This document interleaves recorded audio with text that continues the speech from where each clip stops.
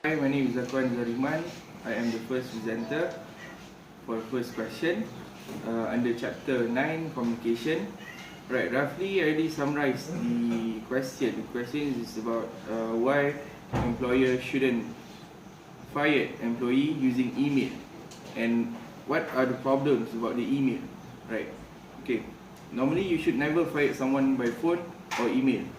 You should do them the courtesy of having the conversation face to face, because you are actually impacting their livelihood in a very big way. So one exception to this would be if the person works remotely, in which case a phone conversation would be reasonable. So, but email should never be an option. So it's too cavalier. It doesn't allow for an actual conversation, and you have no control over the timing of when they see it. However, in a situation like yours where the person is making it possible for you to have a face-to-face conversation, you can absolutely call him instead. So you are not under obligation to wait for her to decide to show up, because he's supposed to be there. He's not there, you don't need to allow that to your timeline. So now, if he had only missed a day or two, of if he was out sick on vacation, that would be different. You don't blindside someone with firing phone call just because they happen to be out sick with the flu on that day you plan to fire them. Okay, you don't do that because it's unkind, because one of your most important audience for stuff like this is other people. The rest of your staff and even potential future employees, you don't want people to hear how you handle this and assume you will treat them similarly one day. Right, but not the situation here. You are dealing with someone who has basically having his right to that kind of consideration by repeating telling you he would be in and then not showing up. Right, so if you are able to reach him by phone after several tries, then at the point you don't really have any option than to resort to email. So but at that point you can say, I wanted to have this conversation with you in person, or at least over the phone, but I've tried repeatedly to reach you without success and you haven't been coming to work. Then you can use email to fire them. However, most importantly, you create a record of the conversation immediately afterwards by writing a memo about the conversation, and you can even write out what you will say ahead of time so that you can include the most important pieces of the conversation in that memo word for word.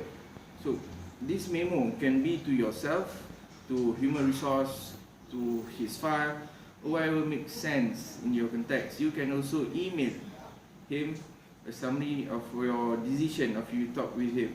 Although you should be aware that it can come across as rubbing salt in the wound, so be thoughtful in your wording about what you are sending it to him. Okay. And my name is Nurullah bin Muhammad Nur, and I am the second presenter. I will answer the question of question 2 for topic 9. It's about the largest national sales organization has concluded the activity listening is a critical factor in successful sales and customer satisfaction. And now I will answer the question about how the component of the activity listening. The component of active listening is divided into five. The first one is testing, understanding, questioning, building, feedback, and summarizing. But I only will explain the three components. The first component is try to understanding. Try to understanding is where we try to know, to understand what to ensure that we have a correct fact and demonstrate that we have understood. Is where we know the fact, the basis of the active listening. This way to make sure that we don't confuse with the uh, fact that we have. Is where that the conversation is where to replace or restate that has been said back to the speaker. For example, Can I just clarify? You say that, and on my understanding, this way to understand is something to for our advantage to know what the people say. The second one is questionnaire. Questionnaire is where something we want to know or that has been said necessary to the find out more or less to understand of our listening. It's way more to background information or other fact that figure to may be necessary for decision making purpose. Asking problem question allow us to do this demonstration that to have a good listening. And the third one is building. Building is a some on the someone proposal or idea in other component of the active and effective listening. Is where the listening is about to sitting back way to the information to come to you. It's about to adding the speaker of point of view with idea of our own. It's where something like what you say about is really interesting. I think we should discuss it about it more, or you thought on it. Spoke of some idea and say like it's to propose on you, and that's all. My name is Nur Azhar and I will explain on question 3 on topic 9, which is communications. Okay, a resort employs people from at least 8 countries with significantly different cultures.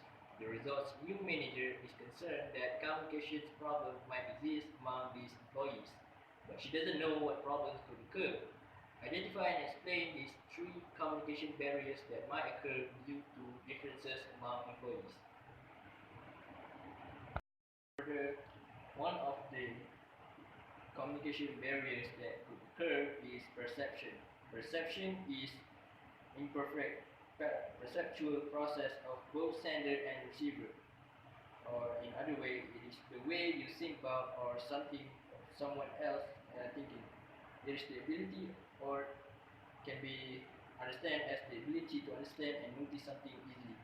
Perception is based on the people's assumption. How do you interpret others' words into your own understanding? How do you understand their words into what can you infer to yourself? What can you understand from them?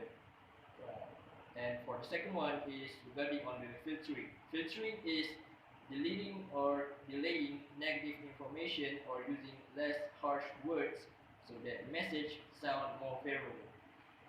The problem with filtering is that you may conceal some of the information that might actually lead to its own original meaning.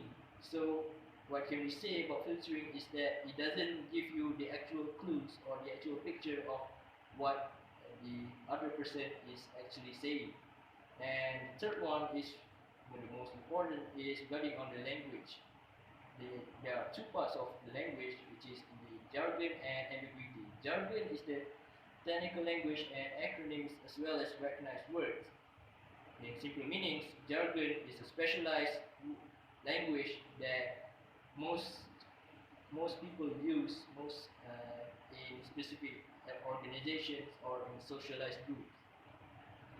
When people come from different kind of perspective, different kinds of culture, they may kind of mix up between actual words, the actual English and the jargon. So there might be some confusion on what are they saying. And the second part, which is regarding on the ambiguity.